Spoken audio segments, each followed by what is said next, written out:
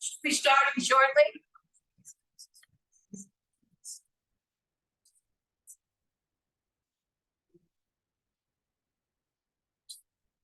That's it. Yeah.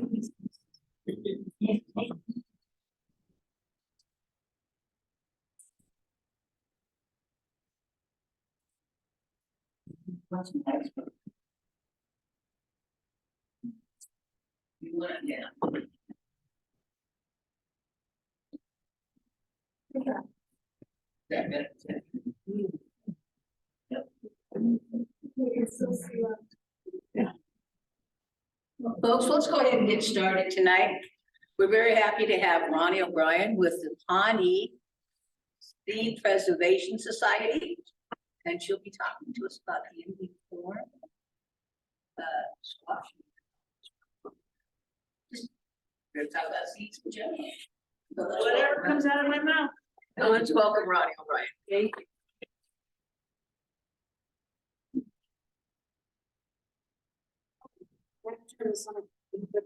Yeah. You hear me now? Better? Yeah, better. Not great? Even better? There you go. Over my chin. There, how's that? Good? Okay. Thank you, Billy, for inviting me to be here. I'm really happy to be here. So have to keep in mind what we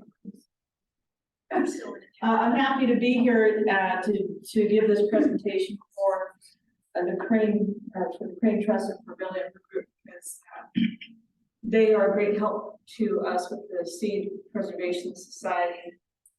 We have a garden pretty close to here, and Josh Weesey especially from the Crane Trust does a lot of things for us with that garden, because it really is out on the prairie, and it's probably, to me, about the coolest one because it is out on the prairie, and I get to go out on the prairie when I'm there.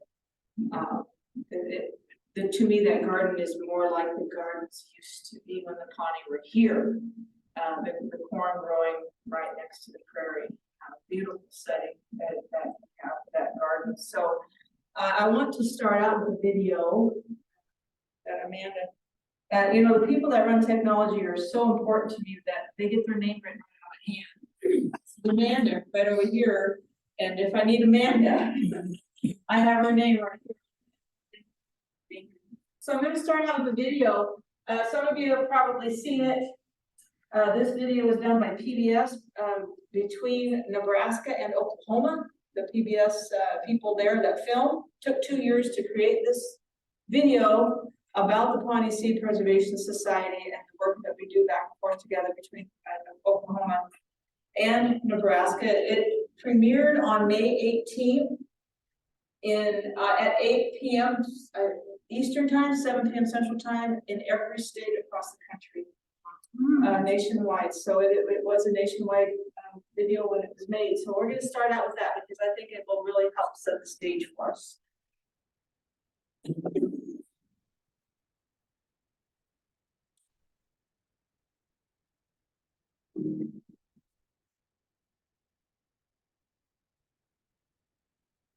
My mom said there were some streets within the house where I was living. But I feel it's big enough. I've been growing plants like all my life. The flowers that I use, they're still the same flowers that I was growing when I was a teenager. Everywhere I moved, I kept the seeds and kept growing them and kept collecting. My people, the Ockatawka, the Pawnee, didn't always live in Oklahoma. Our homeland was in the land that later became Nebraska.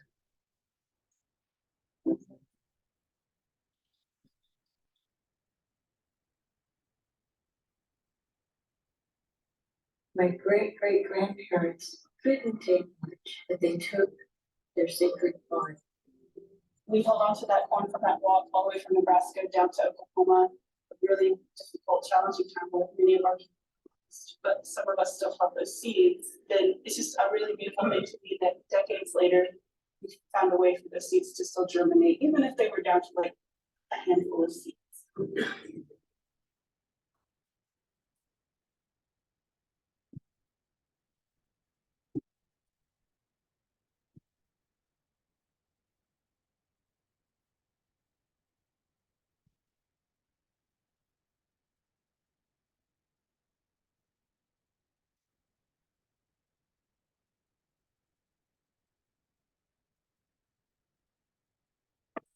I like this one. We called it the knife chief corn because we thought Dennis Knife Chief had cross-pollinated corn or something, but he came up with this striped corn, this red, white striped. And about 6 feet down, they found the buffalo skull. Well, the buffalo had been there since 1863. And inside the buffalo skull was that seed.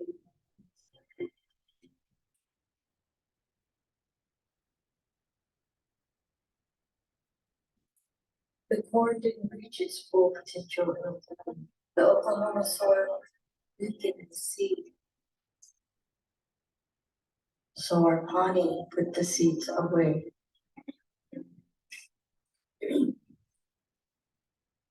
One of the first questions I asked is, hey, where's our corn? I mean, that's what we're known for. It took a long while to answer that question.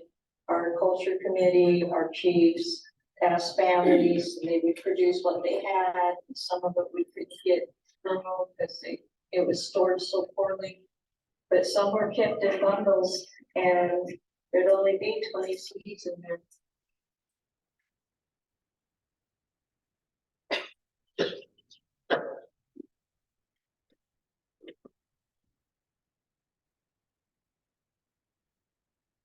One day, I got an unexpected call from Nebraska. That gave me hope that we could grow our corn again in our homeland. I work at the Archway in Kearney over I-80 that teaches a lot of history about the trail of transportation. And I had natives tell me, you really need to teach more about the 1,000 years before that. So that's how I met Deb Eckelhoff. I wanted to start a program about the Pawnee because we're in the homeland here in this country. So my dad,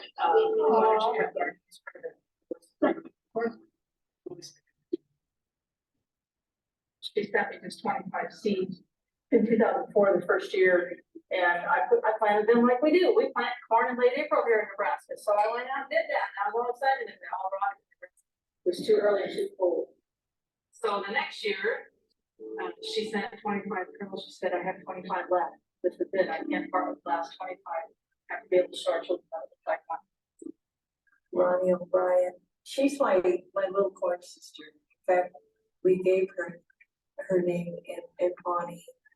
Yeah, I think she cried for days when that happened. We talk almost daily and sometimes several times a day. Other Nebraska farmers wanted to plant Pawnee corn too. One was Dale Fight, a man that I would later call friend. We wouldn't be here if it wouldn't have been for the Pawnee helping my family. When they homesteaded just a mile south of here in 1869, there was a Pawnee encampment another mile south of them. It was the Pawnee, and they ended up, trading food and things with them, and it's evolved into a love affair, and like I say, in a very spiritual way, it's become the connection with the Pawnee people.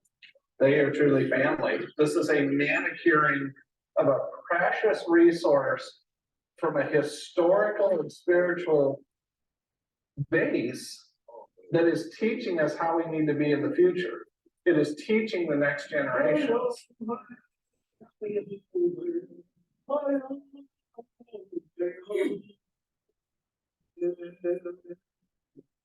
To see and to hear them, homesteading this place and how the Pawnees helped them through that winter. They felt they owed something to the Pawnees. It's pretty awesome that he still feels that. I mean, that was a long time ago, and things die off, but that's still in his heart, in his family's heart, to recognize that. That really tells me a lot about him and his family. That they're really good people. Yeah, so it really makes a nice thing. You don't have Each fall we travel to Nebraska to pick and prepare corn for our ceremonies and to restore our traditional diet. There's always a feeling for me when I here with the plan. You know, maybe I feel a little bit creative maybe because I've never lived here, but it's true.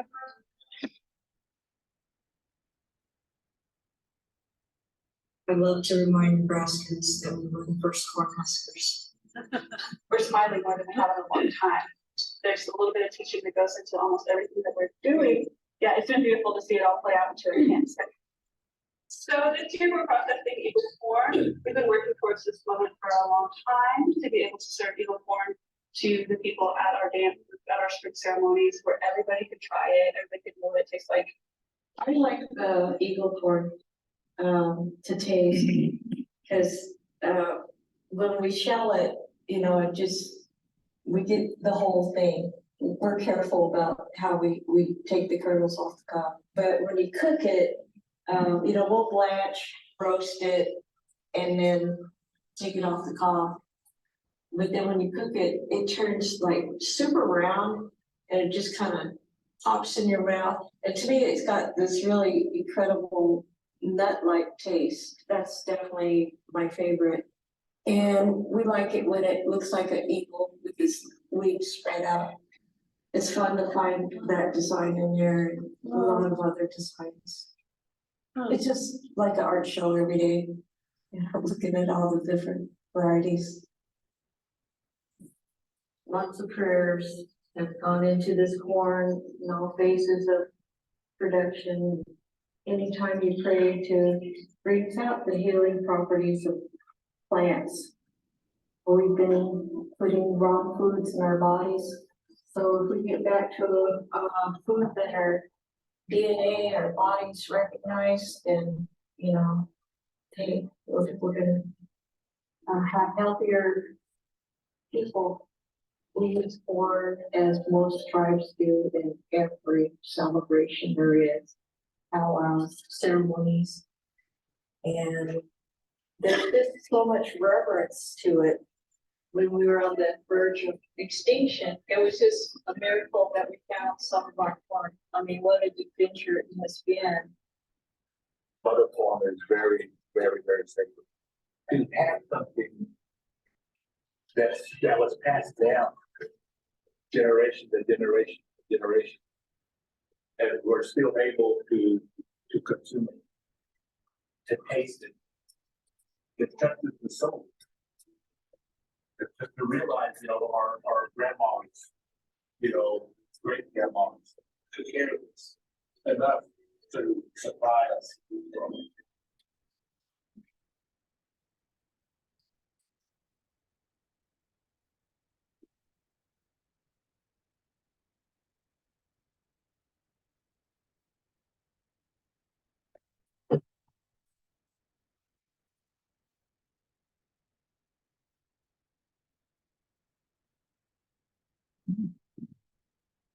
I'm so glad we have that video because like I said, you know, if a picture is worth 1,000 words, what's a video? Yeah. To help tell the story of where we've come from where we started. I want to make sure does anybody have any questions after watching that video that you want to remember to ask now? So, I'm seeing more people I know in the room, which is great. Okay, so I'm only one gardener. As you gathered from the film, Del Fike is another one of our gardeners. We have many gardeners across the state of Nebraska. I'm just one, and I make sure we get all of our reports turned in every month during the growing season. I make sure the corn gets distributed in the spring, and then it all gets brought back in the fall. But I do the same thing everybody else does. And I want to point out in this picture who the gardeners are, because you might recognize some faces. And my brain's in a fog because I'm really tired yet from the event we had this weekend, but I have a couple people here that might help me. They're in the picture too. So in the back row, you may as well start there. That's me on the left in the back row. And next to me is my sister Linda. She's here tonight. Support from the very beginning, pretty close. I mean, she's been there a long time. Hoagland from Bloomington. Oh, I don't have my. Sorry. I'm trying to talk loud enough that, I can just turn this on. Pat Hoagland from Bloomington, she and her husband Steve Hoagland are growers down there on the Republican River, the Pawnee where. Sherry Dukes Ideas and her husband Marlon Ideas are from Amherst, and they grow for us. Lynn Crable on the last one on the back lives in Kearney and grows for us there. And the front then on the left, Bob Mills is over by Aurora, Nebraska. Roger Woolsey is in Mason City, Nebraska. He was also at the Archway with me. We grew a lot of corn there over the years there. Bill Bolte's kind of hiding in the back there, but he's here tonight too. Bill Bolte, raise your hand, Bill. Next to him is Kahita Barnowski, who is Pawnee from Pawnee, Oklahoma. The garden that we had just over here, a couple miles away, that was her garden this summer. So she's a gardener as well as she's also our main documenter that documents all the traits of these different varieties that we've been growing.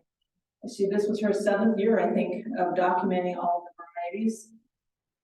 There's Marlon. There's Sherry's husband, Marlon Ideas, next to her from Amherst. Mikai Clark is next to him. She's from Pawnee, Oklahoma. She is Pawnee and has been an intern. And Kahita's been an intern coming up here to Nebraska to help with these varieties over the years. Nate Belcher is next to her. Nate Belcher is from Omaha, so he grows for us in Omaha. That's Deb Echohawk. You might recognize her from the video, standing in front also. And then Jared Carlson is next to Jared Carlson is from Genoa. Some of you might know Jerry, agronomist there. He's been growing. Actually, he grew Pawnee blue flower corn the year before we even started growing. I think it was blue flower corn, or maybe eagle corn too. I really think it was blue flower corn before we even started growing. And this is our 20th year. This is our 20th anniversary of growing in Nebraska for the Pawnee Seed Preservation Society. And on the end, Del Fike, who was in the video. This is the best picture I have of all of us together. This is from 2018, and just a couple of days ago, we had more of us together than that. Didn't get a picture. But it's nice that we do have one picture that we can show gardeners. So I'm showing part of a PowerPoint that I had put together that I've shown to different groups. This part really focuses on the corn, so I just wanted to zoom in on this. In 2019, we had returned 16 varieties of corn in 16 years. So it took 7 years for us to collect seeds from the different tribal members as they would trust us to see that when we grew the seeds, they all came back to Oklahoma. That's a big part of gardening for us. You must commit to sending every last seed back to Oklahoma. You don't get to keep one, because this is their corn and not ours. So every gardener, I had lots of gardeners that wanted to grow for us, but they wanted, they're seed collectors. I'm not gonna let a seed saver grow for us, because the tendency would be that they're going to want to save some of those seeds, and I agree that they all go back to nature. So in 2019, over years, that we just kept learning more from the corn, and discovered that in the corn, when we saw different colors showing up for some reason, the varieties are pure. You're going to see some of that tonight. You're only the second group ever in the 20 years that I've been giving presentations that actually gets to see some that I just harvested today. Because I'm taking it down to Pawnee in a couple of weeks. It was too late to make the rest of the trip because it wasn't dry enough. So I'm going to take it home and dry it down. So it's pretty rare that I give a presentation this late in the year and people actually get to see some. So I have some with me. We're going to make a mess out of the room. Just have to warn you, I haven't opened it yet. Just a little bit, we will. So in 2019, we had 16 varieties come back in those 16 years. We started recognizing different colors of seeds and realized, hey, those are actually other varieties that have been extinct. Some were extinct for 100 years, some were extinct for 200, as far as we can tell by documenting, and they're back. So we are right now we're at 24 varieties at least that we have brought back. Some that are ones that they developed from ancient varieties, and some of the ancient varieties that they developed them from. So we have the DNA path all the way back from how the Pawnee were creating these different varieties. And wow, my goodness, what we have learned from the corn. Because wasn't anybody to tell us these things. We had to learn from it's been a fabulous teacher for us. That picture, I have to tell you, I show this every single time I give a talk, and Deb Eckelhop can't stand this picture, and I love it. She says, I'm laughing like a hyena. But it was hilarious. You see that that corn leaf that's across my head? They wanted to take a picture, and I kept trying to swipe that out of the way, go back, and every time I swiped the slide, it came back, and I went, and finally on the third time when it came back, no matter what I did with it, it went, we lost it. We cracked up. And the Hastings Tribune was taking the picture, the photographer from there. So this picture was in the Hastings Tribune, and it wound up being the photo of the year for the Nebraska Press Association. The picture that Deb can't stand the most for that year was it's just funny. I just love it. So we're standing in a cornfield there. You can see the sunflowers in front of us. Sunflowers are one of the four sisters. You've heard of three sisters. The Pawnee say they have four sisters, and the fourth sister is sunflowers that you plant around the edge of the entire border of the garden to protect it from wind, animals. Animals hate prickly, sticky sunflowers.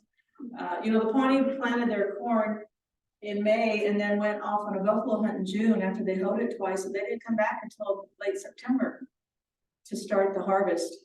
And the animals didn't bother it because they had sunflowers around it. So corn took care of itself, right? So pretty amazing. Okay, we'll go to the next one. This is just the different years that, like I said, Eagle corn was that was the one that was down to 25 kernels. When we started working with it, we had 50, so we got down to 25 that Deb Eckelhop had at that time. So these are just the different varieties and the different years that we got them to grow and start coming back. And this ends in 2021 because I created this for 2022. This year alone has been absolutely tremendous. We have 5 new varieties back in 2023. That's a record. Never have we had that many varieties. And some of those, the same grower has been working with for years in order to get that. Bill Boltes himself working with one. Bill's working with what we call pumpkin orange. And if pumpkin orange gets to the point of where it's really, really solid in pumpkin orange, it will be the first variety that we have actually currently developed. We will develop a new one in this time. So that's pretty cool to be working on a new one also. I think that might be all. Why don't you show the next one? I'll see what it is. Oh, yeah, this is the most important one. This is what I really wanted you to see. So I went looking through pictures that I had, and I was able to find 13 of the 20 varieties that had returned, probably in 2022, the last time I showed this. So this is 13 of them. You can see the very first one is eagle corn. You can see the eagle wings and the head on that one eagle. That was the very first year it grew, and that's still the best picture we have of one that looks like a whole eagle, even with the head. The next one is yellow flint corn. That one is pretty cool. That was one of the earlier ones that we got to come back to. And when we first got it, it had yellow dents in it. It was really big corn, and it didn't match the description that we could find of it. So I grew it one year, and we hadn't grown it for several years at that time. And we found out that the Pawnee flint corn doesn't store well. The coating is so thick that air cannot get into the heart. We call it the heart of the seed. Whatever the scientific name is, we don't use that. We use Pawnee word, the heart of the seed, and it dies. So we have to plant it like every year or every other year, or it just won't germinate. Well, we found that out the hard way when I planted 100 of them and only 15 came up. And that was the year that happened. But you can see the one behind it kind of looks like field corn. There's some dent in it, that second one, that yellow one. And I took this to give a talk at the Grand Island Library in October. That was the only other time I've been able to show corn. And they promoted that I was going to be there, and a whopping 5 women came, which is fine. I don't care how many come, right? And I gave the talk, the presentation, and I opened the corn and I was like, oh my goodness, it's looking like it's supposed to. And those 5 women were so excited. But the Grand Island Independent also sent a reporter. And that article that the Independent ran wound up going to over 400,000 publications around the world online. So, you know, and here we have somebody video, and I've just discovered it really doesn't matter how many people come. The people are very interested in what we're doing, and it's just marvelous that that we have that interest. The next one with the little red ears, they're literally this big. They're about the size of my. That is skeety red popcorn. All popcorn comes from popcorn.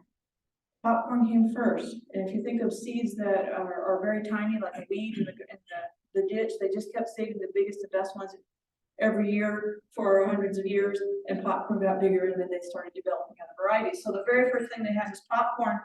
100 years ago, when George Will and George Hyde wrote The Corn of the Upper Missouri Tribes, at that time, there were only 2 tribes that still had popcorn left, and that was the Pawnee and the Omaha. And I don't think the Pawnee had, or the Omaha have any of their popcorn left, unless there's something I don't know about. But the Pawnee definitely have popcorn. This would have been one of the earliest ones. The Skeety Band had a red popcorn, and it's literally that big across. Goes to school before, just little teeny tiny seeds there. The next one is red and white striped corn. That's the one Deb was talking about. They found it in a buffalo skull that was from the 1860s. She thought Dennis Knight, chief, made it up, and there was still some of that seed in that buffalo skull to prove it was here in Nebraska. Blue flower corn. See how pure these varieties are looking? So these, you know, we would think of Indian corn, you think of a lot of different colors on the same. No, that's not what Pawnee corn is like. They grew pure colored varieties. So the blue flower corn is not only super healthy because it's so high in antioxidants, they're also high in protein. This variety is actually healing. They will give it to their elders when they are sick, and their elders will heal. You know, this is what they ate almost 365 days a year. And their bodies recognize it far more than probably our bodies would recognize it, because their ancestors were eating this all the time for thousands of years. On the end of the top is mother corn, the most sacred of all of the Pawnee varieties. It's absolutely gorgeous to me. It looks like candlesticks. Absolutely beautiful. So long. You can see that's just a little bit wider than my thumb. The whole ear, and it's 8-rowed and very long. So it's beautiful. Down here is red flower corn that we got from the family that we're working with. White flower corn, blue speckled corn. Blue speckled corn was extinct. We didn't have it, and then it started showing up. So that's one that we brought back. White sweet corn was extinct.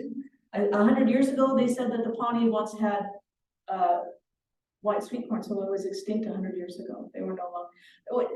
I don't know that it was necessarily extinct as much as they developed better varieties, and they didn't grow it anymore because they had better things that they had developed. The next one is yellow flower corn, and that one was extinct also. Oh no, they still had it 100 years ago, but nobody had it anymore, and it started to show up first. Flower corn. It would be a yellow kernel once in a great pile. What's going on here? That was the first one I noticed. Why is that happening? Then finally discovered they had a yellow flower corn, and it took about 5 years to separate all of the yellow kernels being collected to put enough in a garden, and all of a sudden, a few years later, we have solid ears, full ears of yellow flower corn that had been extinct. This one is, you see these white dots there? That's called white-eyed corn. You can see the white eyes, and that one is still coming back. And this one is a red speckled corn that was extinct. 100 years ago, it had been extinct for quite some time already. So pretty neat to see all of these different varieties coming back for the Pawnee and working with them. Nebraska is an important part of this because we're in their native climate and soil, as I think the video might have mentioned. But you know, when they moved to Oklahoma, the corn just didn't do well there because it's not corn country, and they didn't have much by the time they got there. I'm sure the families did continue to grow it. Now there are people today that remember their parents, you know, if they're old enough, they remember their parents or grandparents growing it.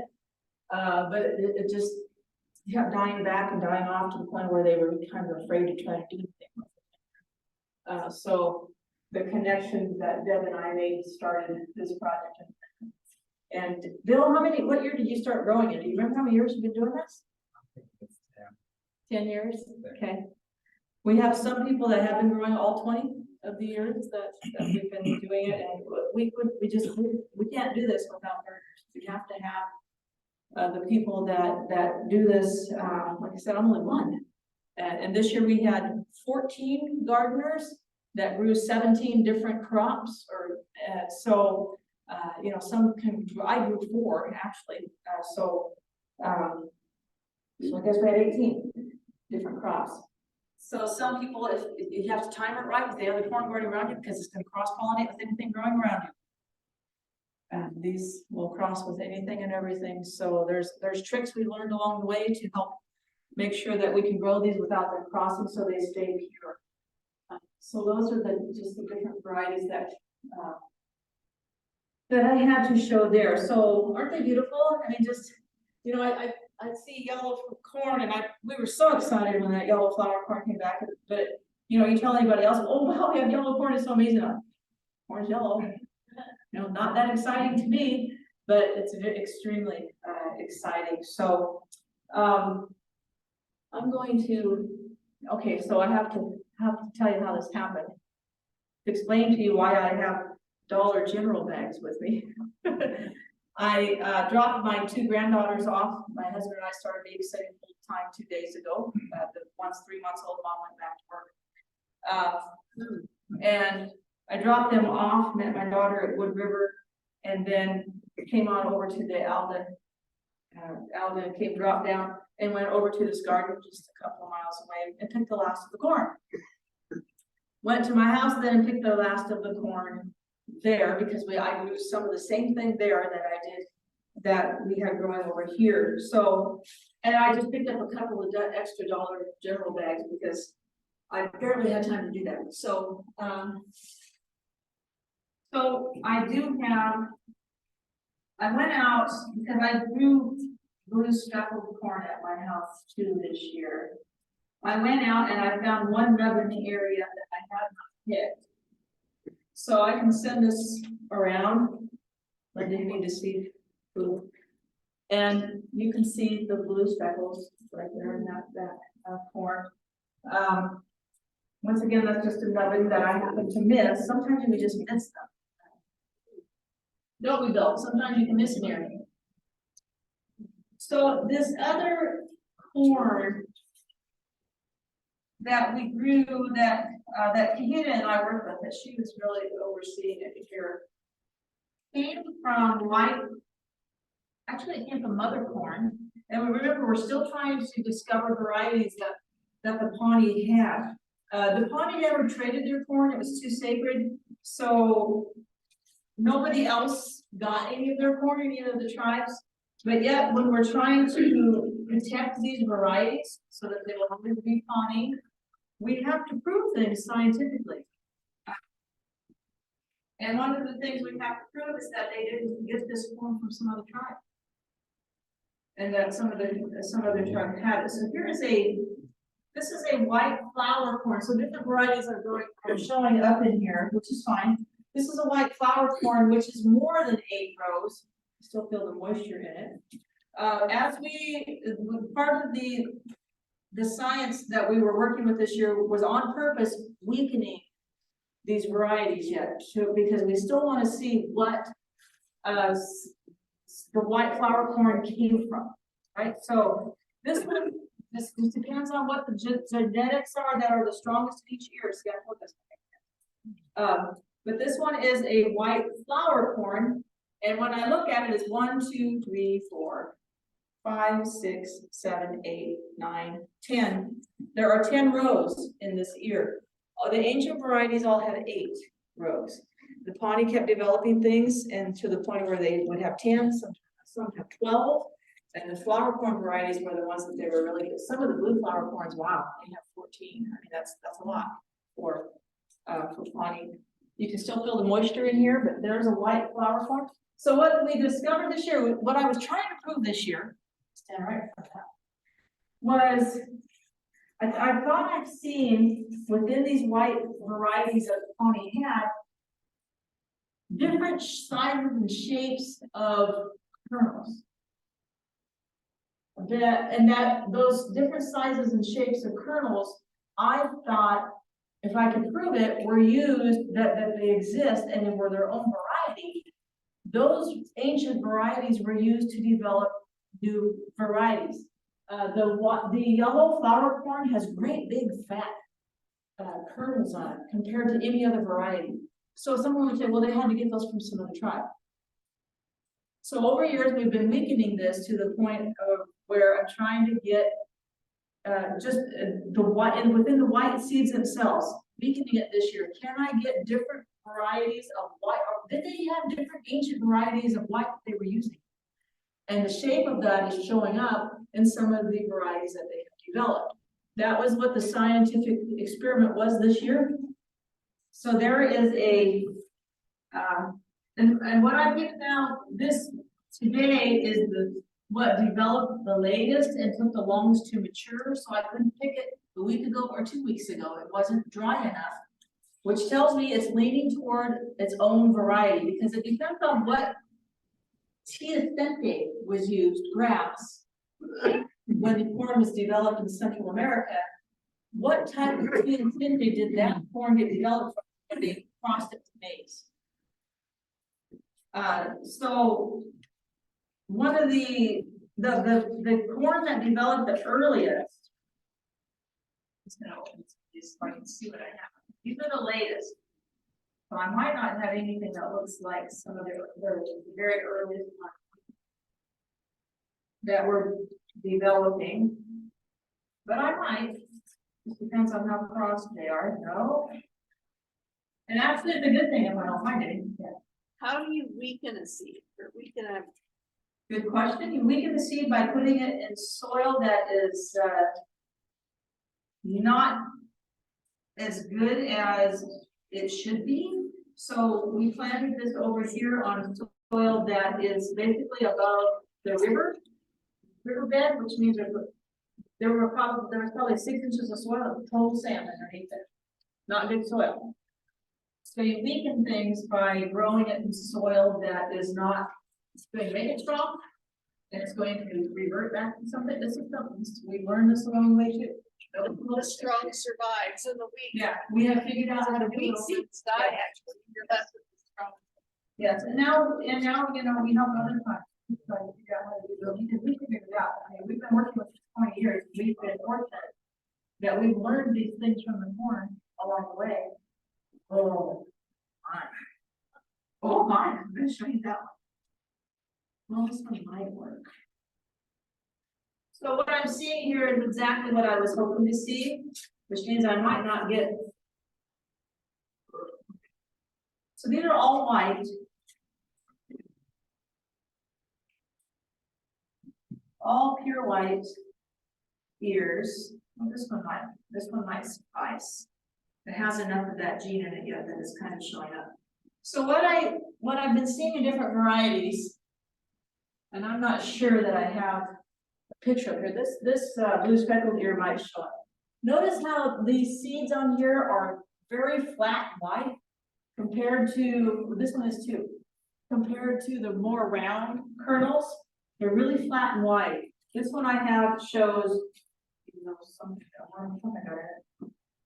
very wide compared to tall, flat and wide. So and I thought, can we grow these white ones that we've been working with enough years in weak soil, don't treat it well, will it revert back to, can we prove that there were different white varieties that were ancient that they're working with? I'm pretty positive that has eight rows. Okay. This was the very first type to develop, was these flat whites. They were very early compared to any of the other white corn out there. Now this one is a later one because it didn't get picked. Either that or I missed it. But it has enough of the gene of the long, the genes get all mixed in there. It maybe had enough of the genetics of the long season one to still go long season, but it definitely has the flat and white in it. The ones that dried out in the field and matured the earliest, those are going to be our best. because it's a short season corn. I know that now. Because that was the first thing I picked when it was dry. Almost all of them were flat and white. To me, that says I have a new variety here because it's mature before anything else. All of the seeds that we planted that were flat and white developed flat and white. Okay, we have a new variety there that the Pawnee would have used to develop some of their other varieties from Central America. And then, huge surprise this year, huge surprise. We planted either rectangular shaped seeds or flat and wide seeds, and the absolute latest ears, far later than the rest of the garden out there. Where was the beautiful one I have come in with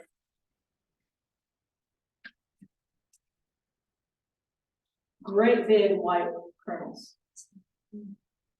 Some of them had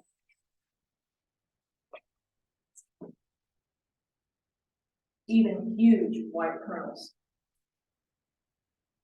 Consistently, all of this sack is almost like this. Much larger white kernels than we had on anything else.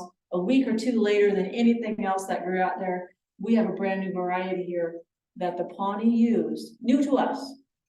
Definitely not new to the Pawnee in history, but this is a brand new variety that we know of that was an ancient variety that the Pawnee used to develop yellow flower corn. And we can prove that corn did not come from some other tribe. It came from an ancient variety of corn that the Pawnee would have used when they came out of Central America. So this helps them hugely to prove that the Pawnee corn was purely theirs, didn't come from some other tribe. Okay, so what doesn't seem significant at all to somebody else is huge for us when we are trying to prove where all these varieties come from and that they are truly purely Pawnee. So that's pretty much what I have. So I can take questions from anybody that might have questions. And I want to make sure, well, thank you for making sure that yours is back here. All right, every kernel goes back to Pawnee.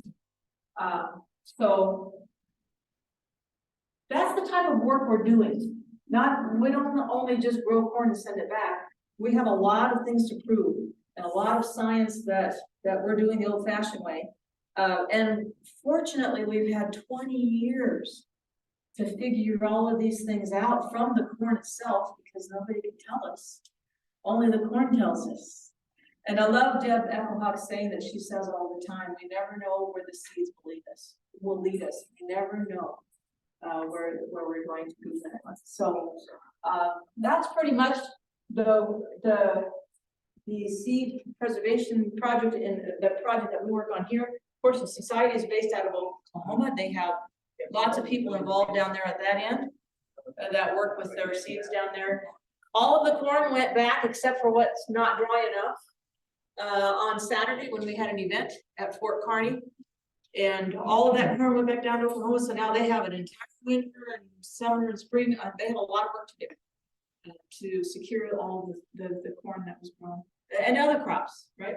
Pumpkins, squash, Arikara watermelons that the Pawnee also grew and ate. The best watermelon on earth. So all of those things went back down to Pawnee, Oklahoma for the Pawnee to use for their tribe. Are there other groups or organizations doing similar work around the Midwest or US? There are tribes that are growing their corn again and working with their corn and feeding it to their people again. But we have not come across any tribe that's done near the scientific work that we have. Because we have such pure varieties, because the Pawnee never traded, we are in a unique position where we can do that. And it's so cool. I don't care. Every single year there's something that proves itself, it seems like, and it ties itself to, and it just proves that it's purely Pawnee, which is really neat. So this last one's a huge surprise this year. I never expected to see all those big white kernels like that, and to have another variety like that come forward. Yes. the outward appearance, you can see the different species and everything, or the different breeds. Do they actually do DNA studies down in Oklahoma then, so they can pull the DNA and check the DNA? We've had some DNA work done. We've had some DNA work done for us, Kahita, that does all the documenting, and I mean, you wouldn't believe the things she has to document. Tom Logemeyer, Logemeyer Hybrids, is one of the world's leading experts on corn, helped Kahita develop forms to start tracking and tracing all of the different characteristics of all the varieties. Forget corn today, you have no idea what we're talking about. This corn is so different. I mean, from a distance, if you don't know what you're talking about, it still looks like corn, but wow. This corn does way different things than corn does today. So it's just amazing to see some of the things that this corn does. So she's documenting all of that. And the neat thing about that is, you know, if you and I went out to the same cornfield and measured how long an ear is, or how long a leaf is, because our arms are different lengths and we bend our tape measure a different way, you and I are going to get different measurements. She's been consistent for 7 years, the exact same documenting all of these different varieties that we're trying to get protected. So it takes a while, but yes, some DNA work has been done. Yes. So you send it all back, then who decides what varieties of seeds they're gonna send back to you to plant in the spring? That's a good question, because we have 24 or more, we have more than 24 varieties right now. You're right, because we've just developed some, we've discovered some new ones this year. Deb Eckelhock and I get together and look at how long has it been since this variety was grown, because we don't have enough, we can't file. How long has it been since this variety was in? How well does it store and keep? Is it one that we have to get back? For some of these, we have to plant faster than others because they don't store well. So that decision is made between the two of us, and I am going down there in a couple of weeks. I'm hoping we can do some of that work now, and we look at the best seeds that came out of everything to decide what to seed. If not, we'll do it in the spring. I mean, she has so much corn down there right now that it's just might just be sorting best seed. Be down for a day by the time I travel. Yes. How large are these plots that your growers are working with?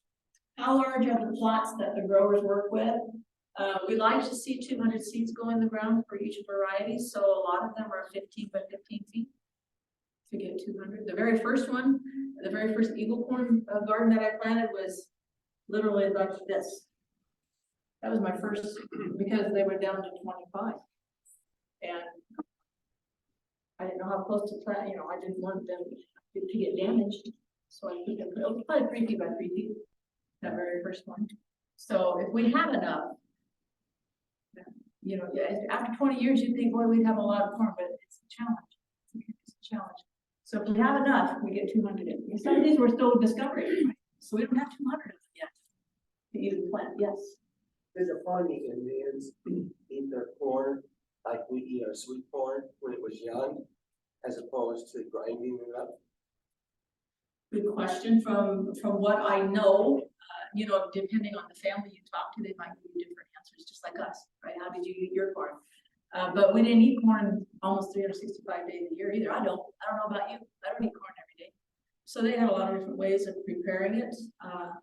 But some of those were their standard ways. I know that they would eat some in the green, called the green stage. When they first got back, if something was still green, they would eat harvesting. A lot of it, like we were doing in that video, was roasted and blanched, and or roasted. They were roasted right in the field. Some of it was blanched, dried for 5 days, and then it easily went right back into soup. And they ate a lot of corn soup in the fall, winter long, because it plumped right back up and be really good in the soup. So they still eat. And they started eating corn soup with this again. Not very much, very rarely do they get to have it because there just isn't enough yet.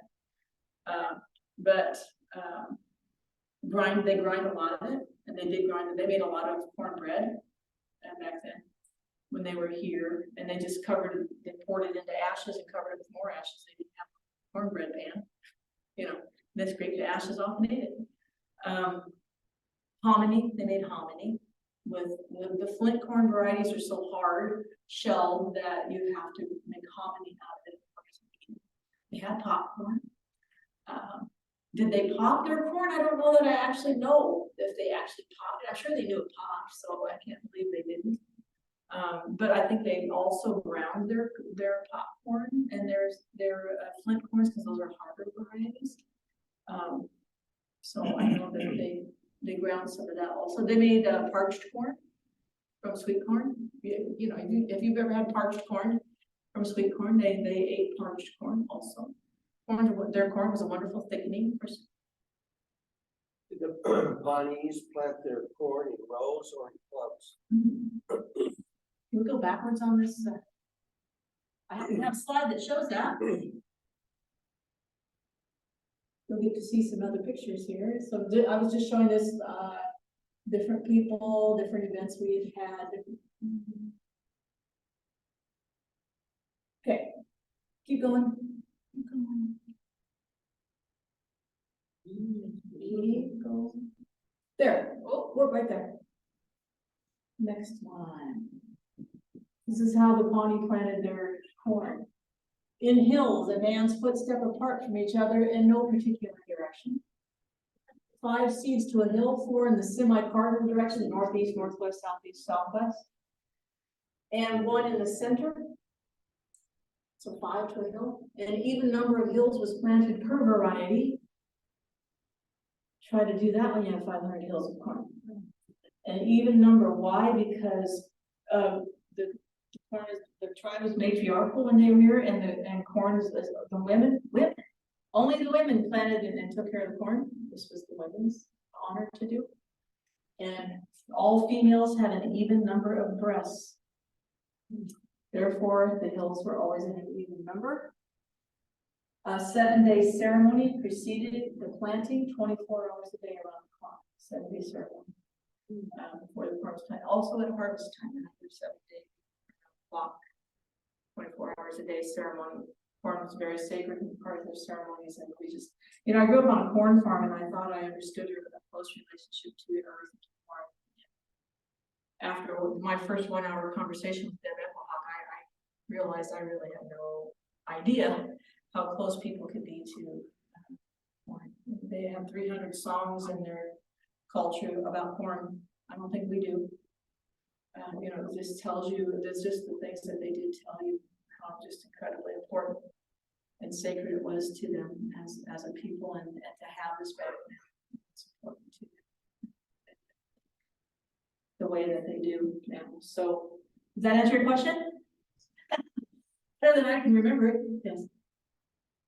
Yes. The last couple months, we've heard of this seed preservation project going on. One was from Joe Starita.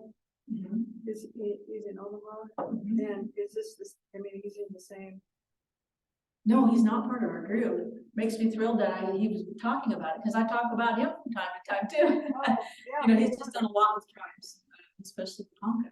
And he's done a lot. We actually met with some Poncas this Saturday to talk about their. And the other one is Jean Lukish. Oh, yes. So is she part of this one too? Yes. Jean doesn't actually have a garden. She did the first year. It didn't do well, and she said, "I'm done. I have a black thumb, not a green one, so you don't want me to grow anymore." But my sister Tina, our middle sister, grows for us, and she has pretty good sized gardens. So Jean lives a mile down the road from where we grew up, on the farm where my sister is. So Jean comes over and helps us. She's wonderful. What do you use for fertilizer? Good question. Nothing with a chemical in it. If you have chicken manure, if you have cow manure, if you have horse manure, no herbicides, no pesticides, no chemical fertilizer. Miracle Grow, this corn really doesn't even recognize you're wasting your time. Doesn't know what it is. As I found out early on, you know, and I said, you know, Deb, I don't think this corn's responding to my fertilizer. She said, well, why are you using that? But that wasn't what we had. Oh, okay. So I just went and got some chicken manure, and it works very well. Doesn't need a lot of it either. Just getting it up and going once again, and then yes. Now, you talked about putting sunflowers around the corn. Mhm. That corn down there doesn't have it, does it? Down where? Down the road, does it? Well, here's the thing about down there, we thought we were going to plant a lot of corn. So we put this great big square of sunflowers around the whole thing. And it was just a lot, let me tell you, that was a huge day when we planted that. Took all day, the Pawnee were here, and we planted those little seeds forever. Took a long time, didn't take all day, but it took a long time. Got them up and going, and our water supply out there is from solar power, and there's a 350 gallon, I think, or some 550 gallon, whatever, holding tank. And the water comes out barely more than a trickle, barely more than a trickle. So it takes forever to water over there. So I decided there's no way we can put in enough corn to fill that tires. We don't have. We simply will lose it because you really have to get it up and going. But we still had to water over there. We had, I can't believe, I carried 4 gallons or 3 gallon buckets of, the smaller sizes, 2 or 3 gallons, for hours and hours and hours this summer from that holding tank. Dumping it down in there, getting another bucket load and go walking down. And there's no way we could have done more.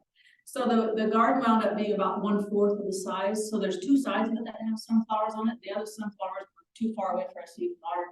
And even after a while, we quit watering the sunflowers completely because we could barely keep up with the corn. Because we're in a drought again, right? We've been in a drought, still in a drought. And that really was a challenge for us. The soil test proved we had other challenges that I bought 42 gallons of vinegar one day to put vinegar on the soil because the plants were turning yellow, and I got some soil tests out there and tested it.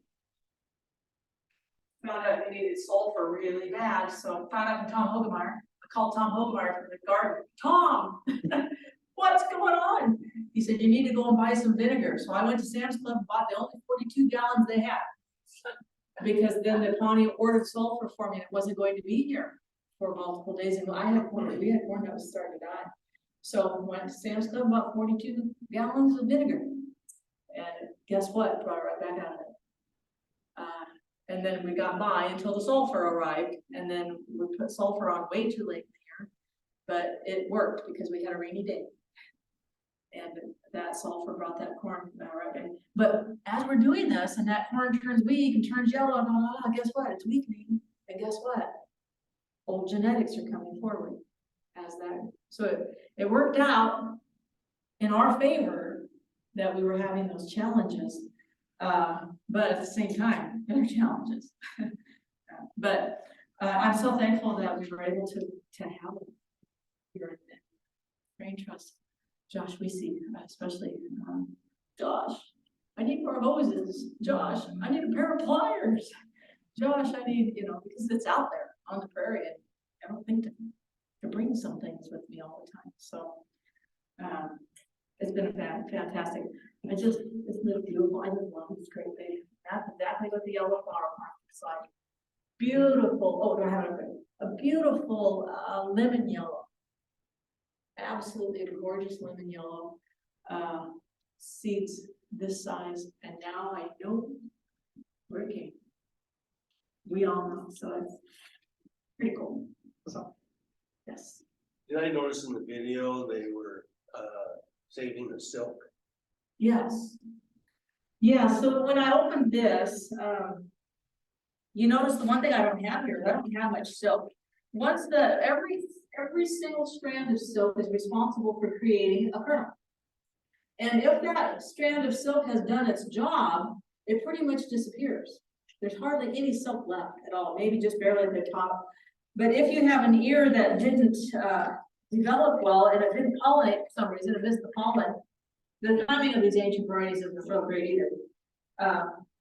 Then there's a whole bunch of silk in there because it didn't get pollinated, wasn't able to pollinate, get pollen. So the silk is very important.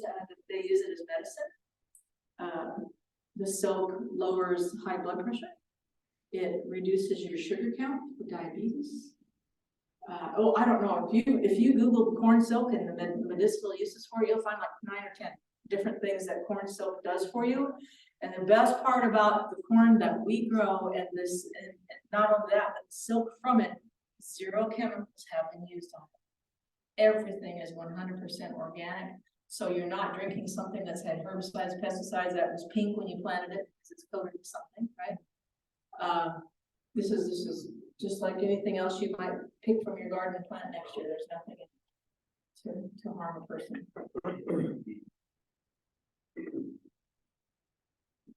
Oh, it's 7:59.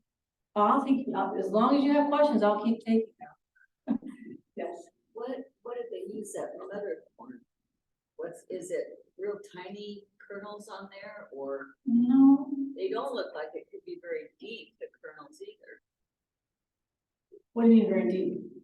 It's surface on the cob?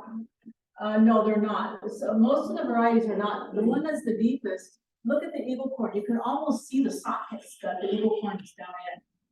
The coming up in between those ears. That one's very ancient, but mother corn was actually just used for ceremonies. It wasn't eaten in the Pawnee right here. It was so sacred they wouldn't eat it.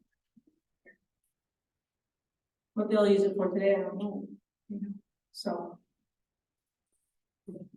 that's what. Now I have to clarify some things. You know, mother corn is so sacred that I wouldn't even dream of asking Pawnee. I'm not going to ask them about something that was that sacred to them, because it might be something they don't want me to know, and I just, you know, I don't even go there. So you know, there are some books that were written, and some people interviewed. Of course, the Pawnee would never read one of them. You know, they have their own history. And the last thing you ever want to do is suggest to a Pawnee they read a really good book about themselves. Some white person wrote, right? They have their own. But what I have read for sure is that that was used in ceremonies and their creation stories. You know, remember they were here. They had this corn for thousands of years, and they didn't know about Jesus, right? So, and they didn't read the Bible, so they have their view of how the world was created and mother corn is part of the story. It was given to them. And that's all I'm gonna say about that. Somebody asked you about deer. Somebody asked me about deer. We keep deer out of We didn't keep deer out of this one. Remember, we only had sunflowers around 2 sides. I can tell you that not a single deer got through the sunflowers. But we had 2 sides that didn't have sunflowers around them. And when I went today, I think the last time I was there a week ago, there were probably about 100 ears left. And so half of this is from my house yet, because I planted the same thing there. So I probably had 15, 20 years left out of those 100. Between the deer, and that's okay. The Pawnee are okay with that. Actually, when we planted it here, Deb Eckelhop wanted it to be for the wildlife, but we managed to get the corn to make it. And I said, we're not gonna let the wildlife out. We're gonna learn some things if we can first. So fortunately, the flat and wide seeds were short season, and they matured early and started to dry. Got too hard for raccoons and deer to be interested in. By the time they finally figured out there was something there, they got in there to start eating it, so they didn't eat that. Therefore, I knew, otherwise they would have eaten that too. But I knew exactly which rows we planted with flat and white seed, half the garden. So when I saw that maturing first, and it pollinated first, I thought, we've got something on here. I think we might have a variety showing up here, because we planted half of it to that, and we definitely have a variety. That, but now we have this new late variety had to be used. I just could not figure out that big fat yellow kernels, how that happened. You know, I couldn't explain that to anybody. I couldn't tell anybody. Here it is. It showed up this year. So, okay. Thank you so much. I